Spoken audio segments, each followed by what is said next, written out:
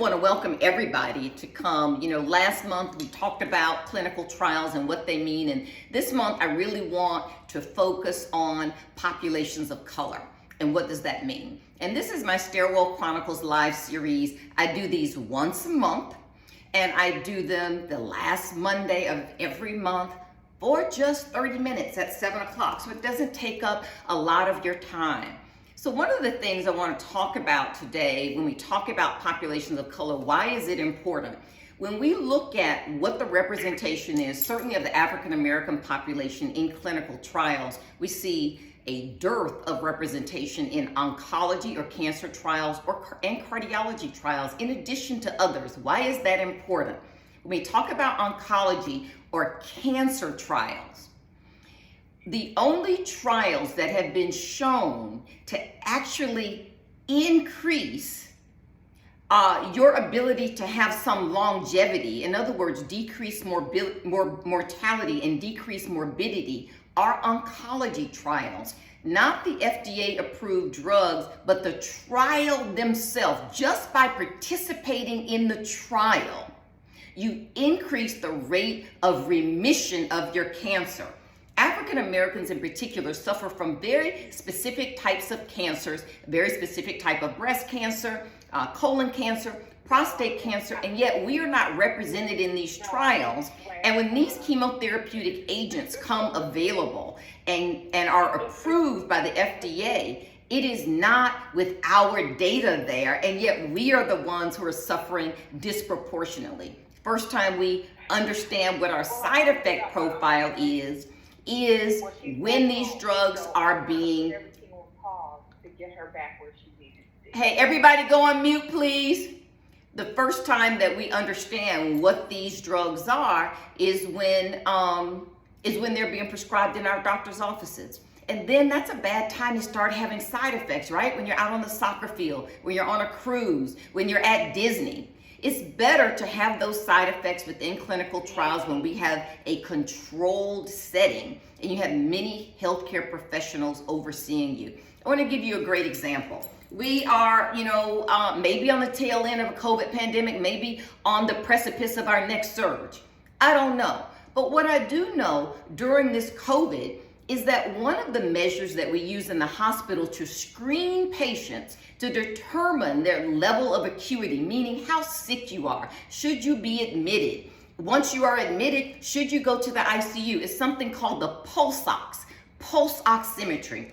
Pulse ox measures the level of oxygen in your blood. How well is your blood being oxygenated, which has been very important during this COVID when what? It affects the heart, it affects the lungs.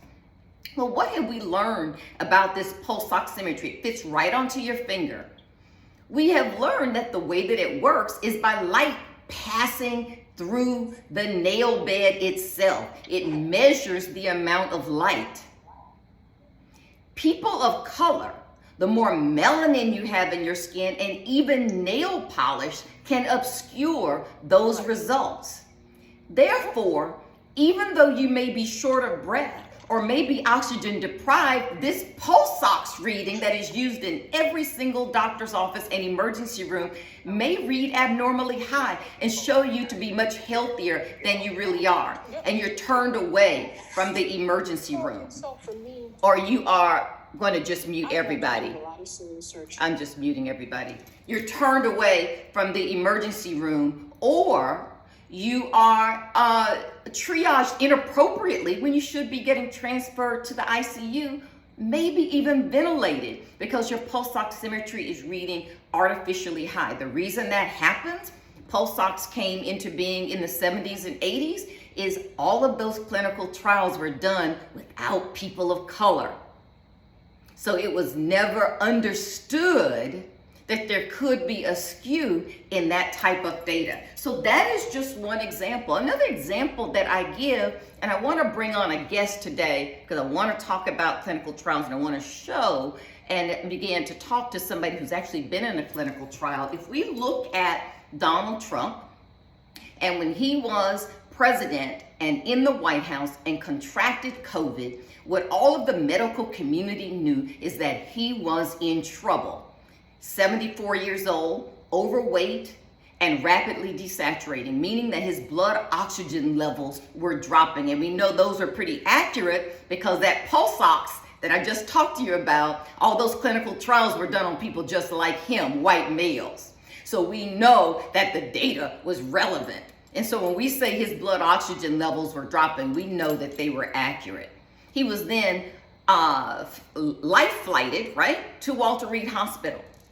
And what happened when he got there? He got something that most of you outside of science had never heard of. He received monoclonal antibody infusions under emergency use authorization. Most people had never heard of that. You know why? Because it was still in clinical trials.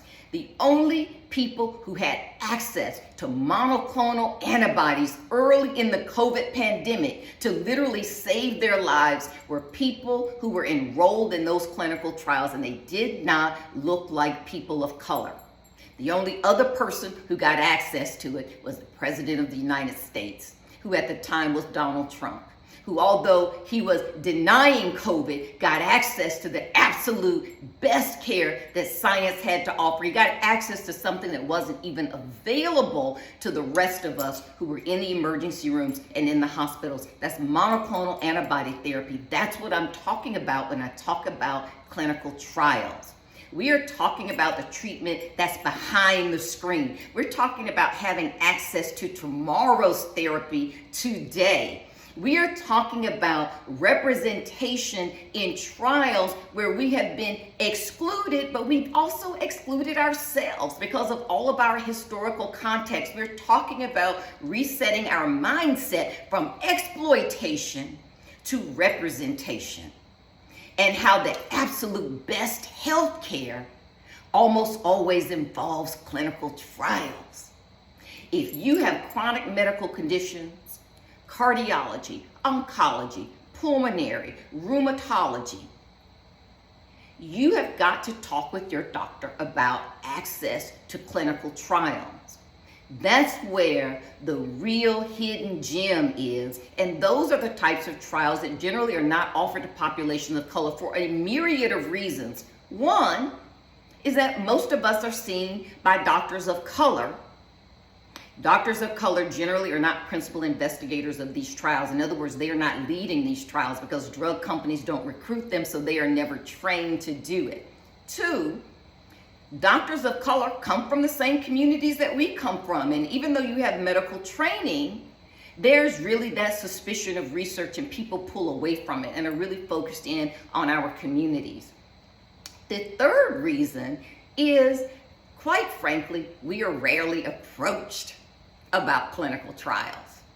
The number one reason for people of all races and genders and gender identities to enroll in clinical trials is that a trusted physician approaches you.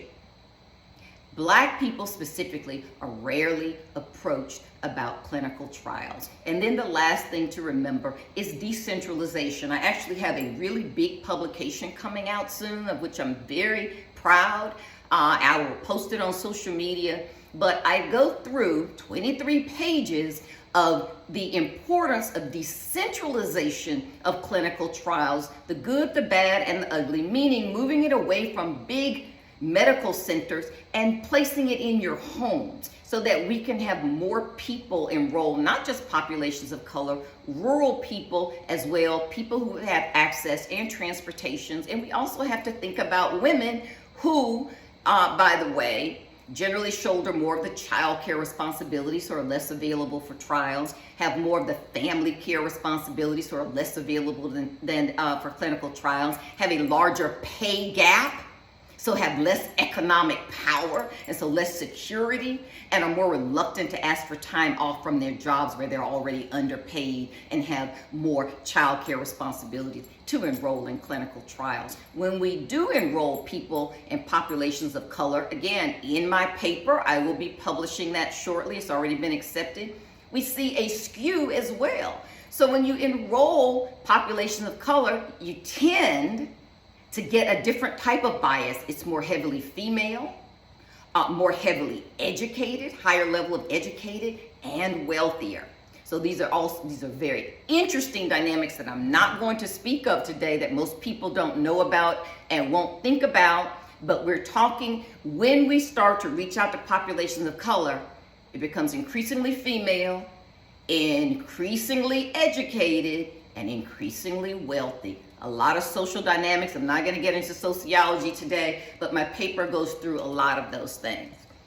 One of the people that I want to bring on today is one of my sorors. If you guys don't know me, I'm Delta Sigma Theta. I'm a Delta. So hey to the Divine Nine. But I'm bringing on one of my sorors who, believe it or not, is one of the rare people who has actually participated in clinical trials, a Black female. And so I wanted to hear from her, and and so that everybody could hear from her, so that we could understand and see, what was her reason for joining the clinical trials. I'm going to see if I can just grab her. Oops, I see her. I'm going to pin her up here. See if I can add a pin. There she goes. Hey, Cynthia. And listen, Cynthia is also my Cabby representative. So my fab clothes come from Cabby. Carolyn Anderson, by invitation, sells her clothes like right online, right in your house. So I've been her customer, I don't even know, 15 or 20 years, long time. So now, though, instead of talking about clothes, we're going to talk about science. So welcome, Cynthia. Turn on your microphone. See if we can hear you. Yes. Perfect. And if you can turn up your volume. So Cynthia, tell us a little bit about, if you feel comfortable, your medical conditions and what made you first start to participate in a clinical trial. And let's just start from there. Let's start from how this even got started, because you're such a rare bird. Yeah, when you said that, I was somewhat surprised, but then when I thought about it, I guess not really. I suffer with Crohn's disease, and I am a long-term sufferer of Crohn's disease. I initially started having symptoms when I was about 16.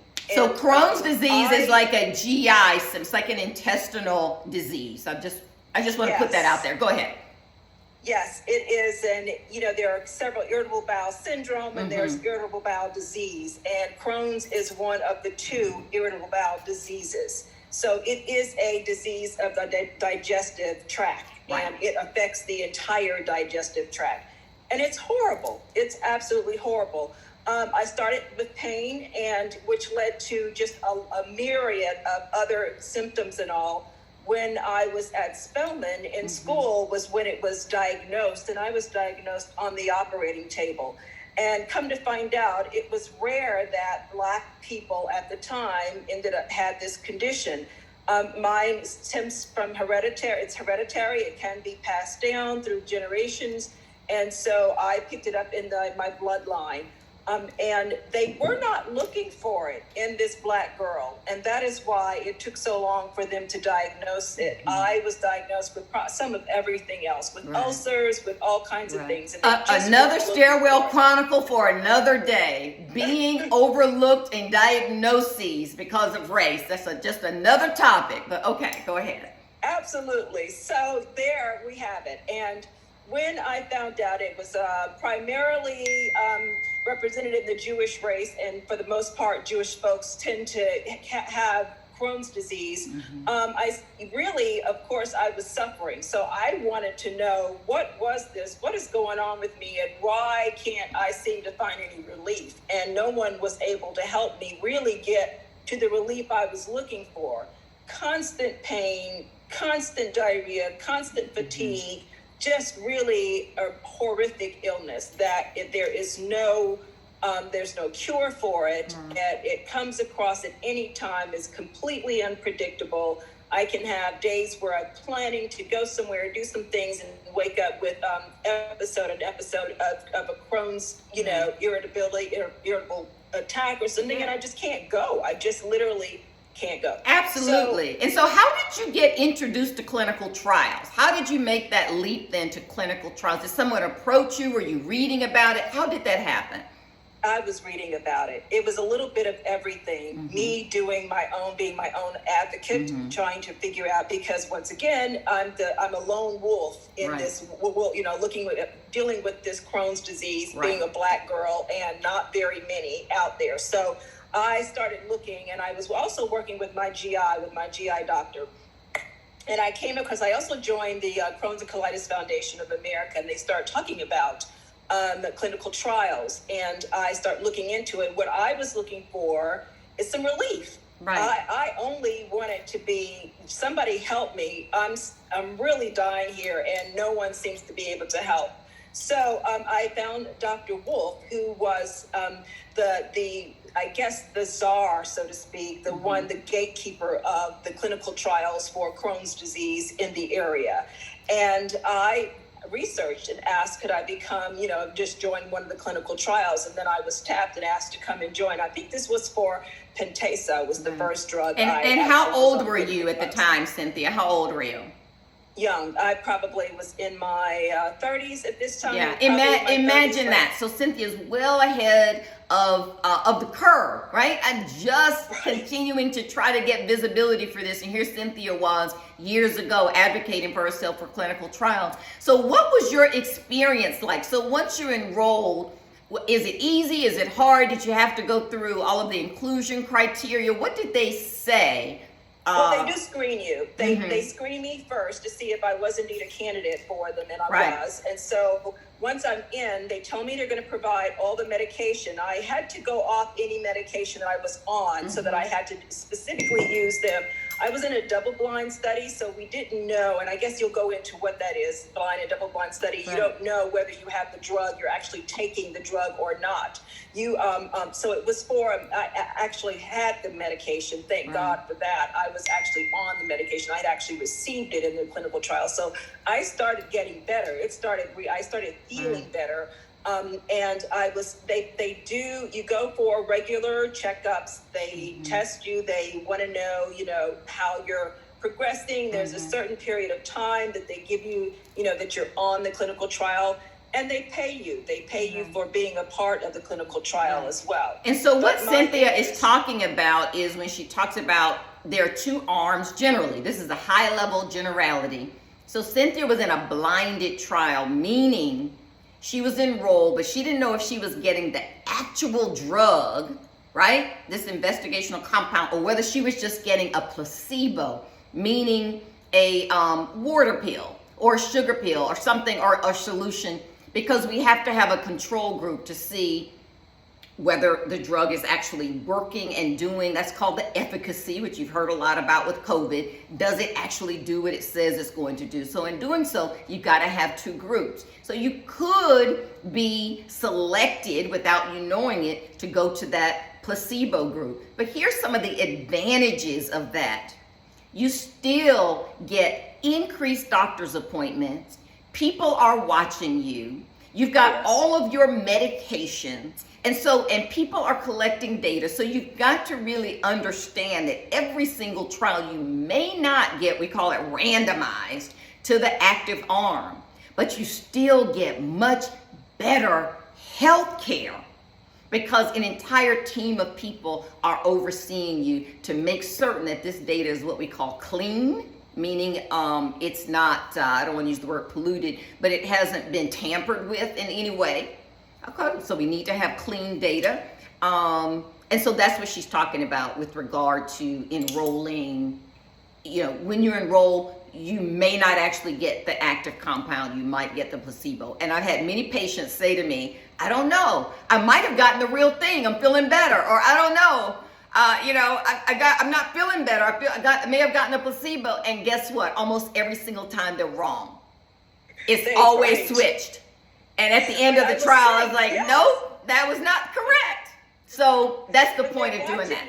Everybody, they're paying attention. So you can't, it's not like if you don't have the medication, you're going to get sick and no one's paying attention. They're watching every step and really measuring and trying to see. So if indeed you are getting sicker, you've got all eyes on you for that, and they're going to take care of that. So that I had that, that reassurance that helped me continue and go on with it.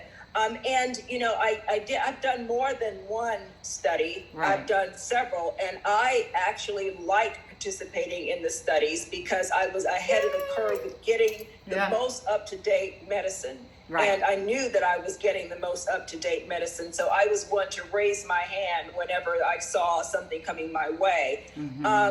I have been turned down for a study, and that was, I was upset about that. This one was for stem cell research. And I wanted to participate in that because I know that stem cell is a huge component, just, understanding the relationship.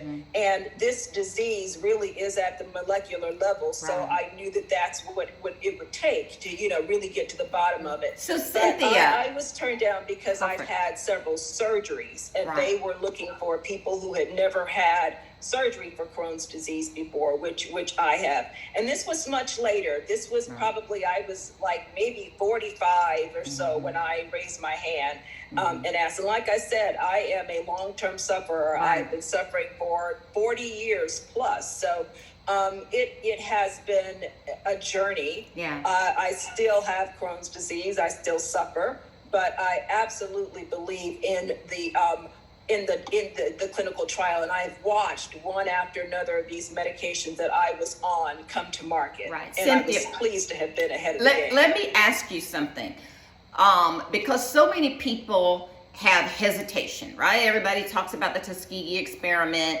and certainly we talk about Henrietta Lacks. And if you don't know Henrietta Lacks at a high level, this was a woman who had ovarian cancer. She was at Johns Hopkins University, being seen at Johns Hopkins University, did not have a lot of resources, meaning money or finances from her family.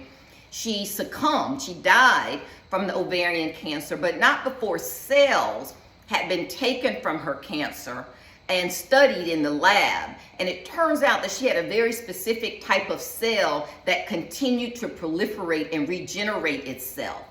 And so even to today, and this has been 50 years, the cells that we use in science are called HeLa cells for Henrietta Lacks, because this cell line they discovered was immortal. And so these cells could be curated and sent all over the world into laboratories, and we could continue to use them.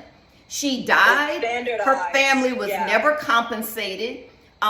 This is a multi-billion-dollar industry, and the cells are even named after her, Henrietta Lacks HeLa cells.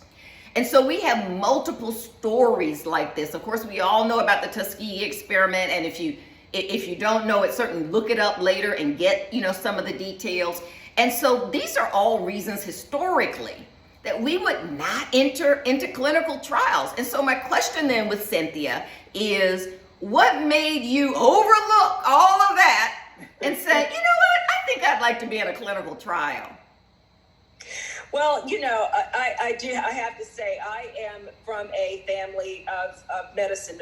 My father was a physician, my mother was a nurse, and I often heard my parents talk about the importance of us being a part of these types of trials, because we have to be studied as well, so we can be included in what is necessary for us, to work for us. If we're not included, they don't know if the medicine is going to work for us too. And so it was your medical family that sort of gave you that more advanced knowledge, where you sort of were able to bridge a lot of the historical context and have some other information within you because of your family surrounding. That's great. That, and then really the thing that the driving force was the illness. I just was like, I have to weren't feeling well. Yes, and I looked up, and I'm the only Black person in the room. Right. I'm like, I'm the only Black person in here, and all these other white male folks are in here participating in these trials. They're not going to give it to themselves. Right. They're going. I felt like I was comfortable enough to go ahead and proceed, because it wasn't like it was a bunch of me in the room. Right. And that's incredibly important. And when we look at the COVID trials, I don't know if you all know this or not, but one of the reasons that Moderna was able to have about 10.3% participation in their COVID trial was because of an article that I wrote about them 2 or 3 years ago now, critical of their practices in their COVID enrollment. And at the time, they only had enrolled in a phase 2 trial, which is a dose-finding trial, 2 Black people. When I say 2, I mean the number 2, 1, 2, not 2%. And that this was a drug that was going to be developed for the entire world. We're talking about all kinds of people. They literally only had 2 people of color. They were both Black people in 3 different doses. This is high level, phase 2. They looked at 3 doses, 50 micrograms, 100 micrograms, 200 micrograms. Both of the Black people were in the 100 microgram group. And you may say to yourself, well, that's great, because that was the dose that was ultimately selected that went out to 30 and 40,000 people. But that's not great, because what that means is that the doses that were deselected, the 50 microgram and 200 microgram dose, we allowed to be deselected without any information on us. Right. We don't know if those doses were better for us or not, because they were deselected with no information. That was what my article was very critical of Moderna. To Moderna's credit, believe it or not, I got a phone call about 3 weeks after that article was published, and it was Moderna on the line. And you can imagine, I braced myself. I was like, oh, well, this is probably not getting ready to be pleasant. And they came on the phone. They sent me an email as well. And you know what they said? And I have always admired Moderna for that. They said, you know, we have read your article and we have been debating it internally. And we have decided that Moderna can do better. Wow. And they capped their enrollment of whites. This is one of the reasons, these are all things scientifically that you may not have noticed. This is one of the reasons that Moderna came second to market. They were supposed to come to market ahead of Pfizer because they capped their enrollment of whites to aggressively begin to recruit other populations of color. And in doing so, it prevented them from being first to market, which is a very enviable position, right? You always want to be either first to market or best in class. But that's what they sacrificed. And in doing so, it allowed people, scientists like me and others, when we go out to speak about the vaccines, especially to populations of color, I can quote their data because they had people in there. Without that, I would not have been able to do that. So I just wanted you guys to understand the importance of that. And so the last thing that I will say in the 2 minutes that we have left, we've got Cynthia on here. With regard to Cynthia, just in the time that's left, what would you say to the audience to encourage people to enroll in clinical trials, to take advantage of clinical trials? Why do you think it's important? Absolutely. For us, because you want to make sure that the medicine that's out there actually works for you, that you have been included in the research. I could not have said it better. That's it. That's basically This is a daughter of a doctor. Okay? I couldn't have said that better. Let's say that again, Cynthia. You crushed that. Sure. The medicine you take, you've been included in the research. You want to make sure it works for you. You can't be out there taking medicine and you don't know that it's going to help you or not because you were not included. You can't be out there taking medicine that you don't know anything about. We have got to stop allowing medicine to be practiced this way. Medicine starts in the laboratory with investigational compounds well before it gets to your doctor's office. By the time it gets to your doctor's office, it's too late. We cannot continue to allow the system to practice medicine this way. It is not to our advantage. It's critical. It's critical that we're out there participating in clinical trials. It is the smart thing to do. It is relevant. It is important. And, we are better than that. We can do this. We have to. We have to for us. Cynthia, you were the best guest. 30 minutes went so fast. She knew she had all, and just so you all know, I didn't talk to Cynthia ahead of time. I texted her, I was like, here's the link. I'll pull you on sometime in. It was like super vague. So she was free to say whatever she wanted to say. But anyway, I appreciate having me. I appreciate everybody for coming every single month. the last Monday of the month, I'm going to do these. They're on different topics. So these last two ones have been on clinical trials, but we'll be moving on to other topics. Before that, I gave a cardiology update. I might do a COVID update next month. I'm trying to decide, but we will continue to move through these. And from time to time, I'll have a guest like Cynthia on. So I hope you all join the monthly series. I hope you learned a lot. I'm looking at your comments, and we will just continue on. You know, you can reach out to me anytime. Most of you have my contact information. The rest of you can always reach me on social media. Bye. Thanks, Cynthia. Thank you. I love it. Thank you all. Bye. Thanks for having me.